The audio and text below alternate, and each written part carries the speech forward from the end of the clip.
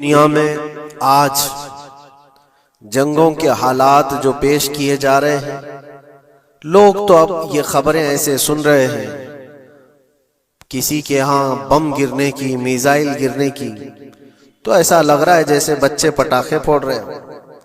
लोग यहाँ खबरें लेकर के मजे ले लेते हैं, फिर फॉरवर्ड कर देते हैं। मौत इतनी आसान हो गई है कि अल्लाह के नबी सल्लल्लाहु अलैहि वसल्लम ने 1400 साल पहले ये इरशाद फरमाया था कि एक जमाना आएगा कि हरज बढ़ जाएगा। तो सहाबा ने पूछा था ये हरज क्या है? तो हुजूर अकरम सल्लल्लाहु अलैहि वसल्लम ने इरशाद फरमाया था कि कत्ल बहुत ज्यादा होगा, एक दूसरे का कत्ल इतना ज्यादा होने लगेगा कि लोग उसकी परवाह भी नहीं करते। आज मुझे आज बताओ, दुनिया पूरी बहुत सारे इश्यूज पर बैठकें कर रही है, ग्लोबल वार्मिंग पे है, दुनिया में इन्वायरमेंट की चेंजिंग पर, मौसम का तापमान बढ़ रहा है, इस पर मीटिंगें हो रही हैं, बड़ी बड़ी तंजीमें बैठती हैं। ये ढकोसला है ये दुनिया का, ये मगरिबी दुनिया, वेस्टर्न कंट्रीज का दिखावा है। ये एनिमल लवर्स को भी बाहर लेकर के आते हैं, उनको बहुत ज्यादा कवरेज दिया जाता है। ये कुत्ते से प्यार करने वाला है, ये मुर्गी से प्यार करने वाला है। जालिमों, 40,000 नहीं 50,000 लोगों को फिलिस्तीन में तुमने नाहक मार दिया, उस पर कोई बैठक नहीं करते। मौत इतनी आसान है इंसानों की।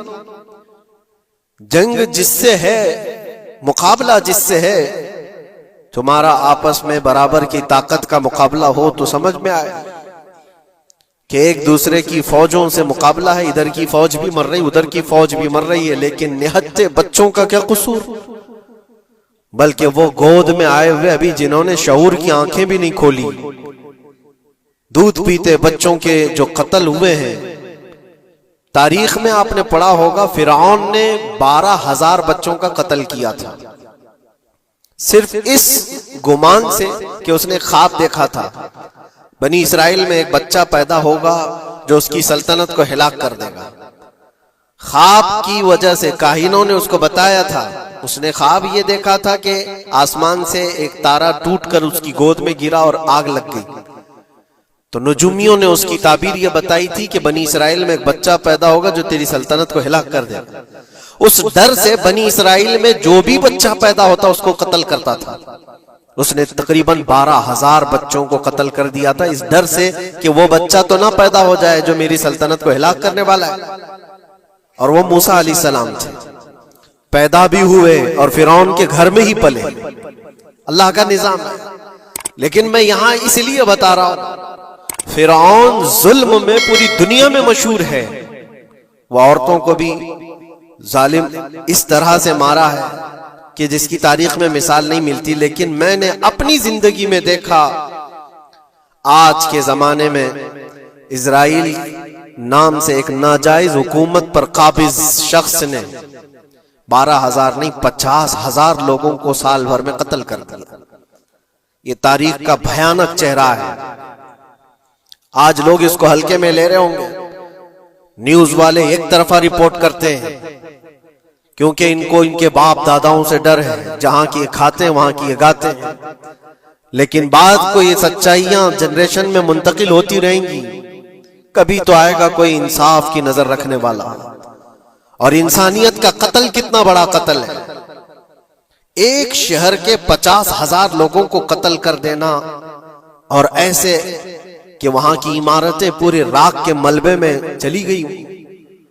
सदियां लग जाती एक शहर को बसने में, एक घर को बनाने में आदमी की अपनी जिंदगी गुजर जाती है। क्या क्या अरमानों से घर बनाते हैं, लेकिन एक पल में किसी का घर उजाड़ दिया, उसके सामने तड़पते हुए उसके बाप की लाश हो, मां की लाश हो। वो तस्वीरें क्या आपने नहीं देखी कि एक बाप छोटी सी बेटी को लेकर के दौड़ रहा है, तो उसका बेटा अलग पैर और हाथ जले हुए बम से तड़प रहा है। वो किसके दर्द को देखे? यहां तक कि मैंने देखा कि बेटी को बाप ये नसीहत कर रहा है, थोड़ा और सब्र कर ले बेटा, शहादत मिलने वाली है। कौन करता है? मौत से पहले अपने बच्चे को इतनी तलकीन कर दे, हालात ऐसे। दूसरे एक कि वहां पर खाने पीने की ऐड कोई जा नहीं सकती, उस पर पाबंदी, दवाइयां ना जाए उस पर पाबंदी।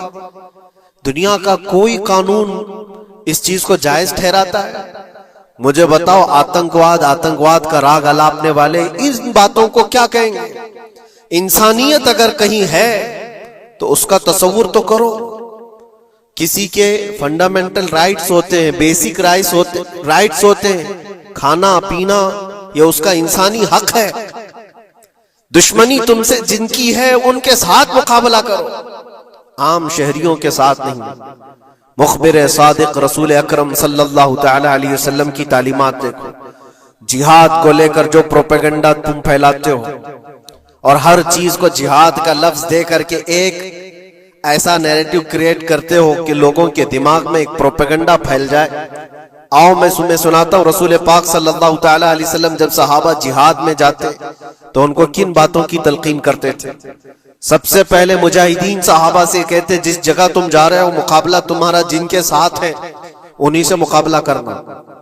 जो तुम्हारे खिलाफ तलवार उठाए उसके खिलाफ तुम तलवार उठाओ, और रास्तों पर बैठे हुए बूढ़ों को हाथ ना लगाना, किसी औरत के साथ छेड़छाड़ ना हो, हामला औरतें अगर कैद में आ जाएं तो उन्हें छोड़ देना।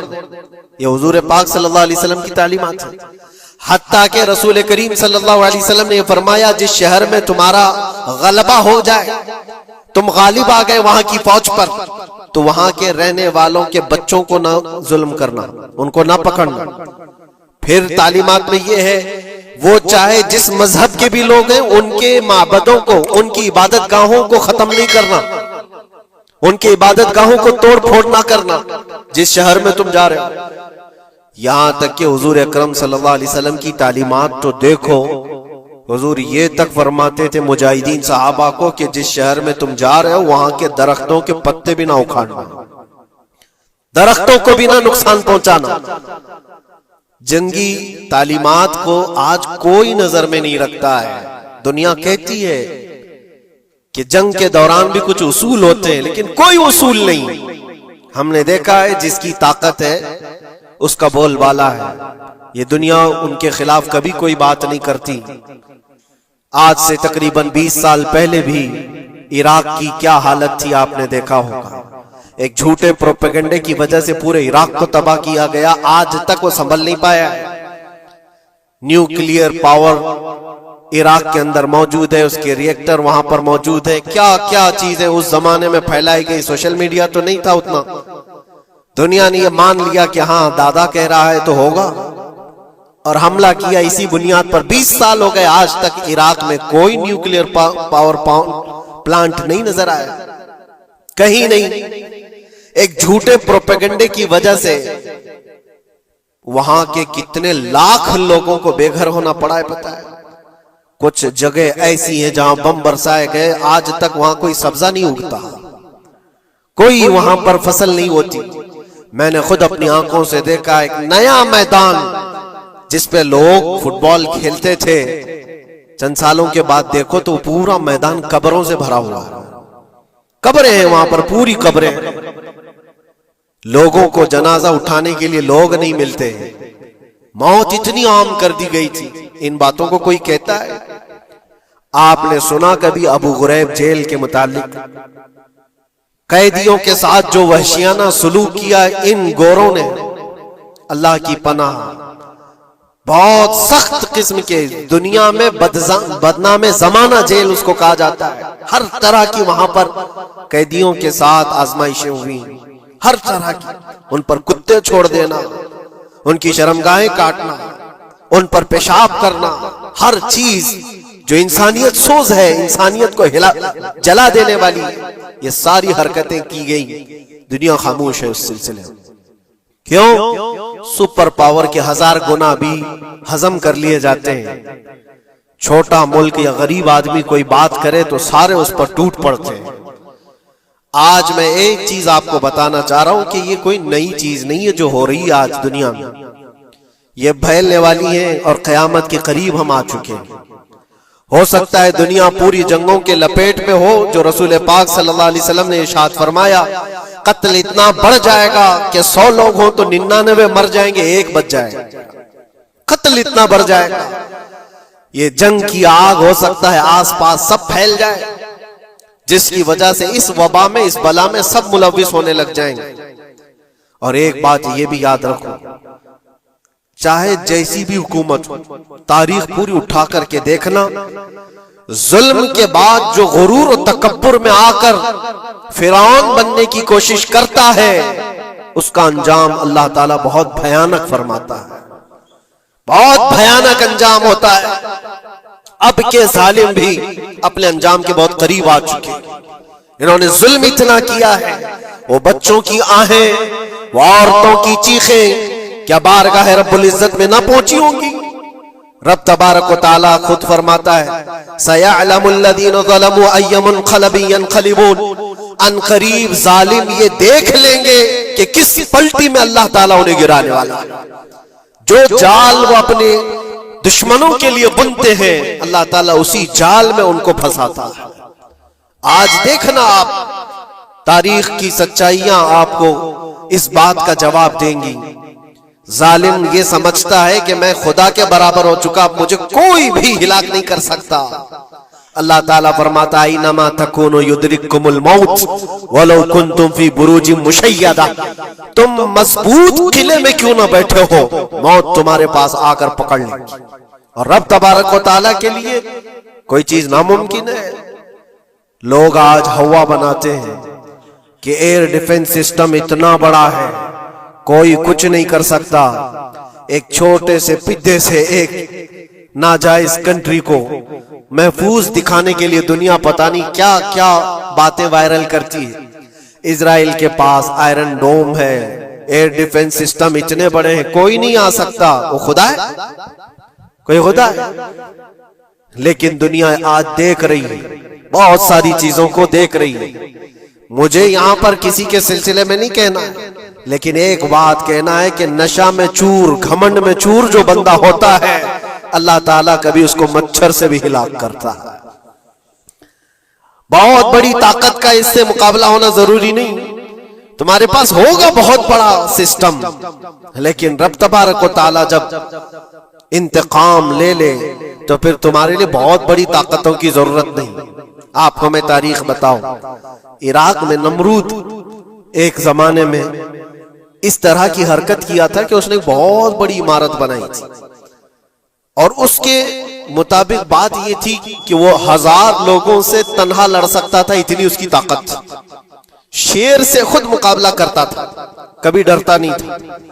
नमरूद की ताकत मशहूर थी उस जमाने में, और सारे लोग उसकी ताकत का लोहा मानते थे, हत्ता कि वो कभी अपनी जिंदगी में बीमार नहीं हुआ था। आदमी जब बीमार नहीं होता तो उसका गुरूर बढ़ जाता है, सोचता है मुझे कुछ हो नहीं सकता।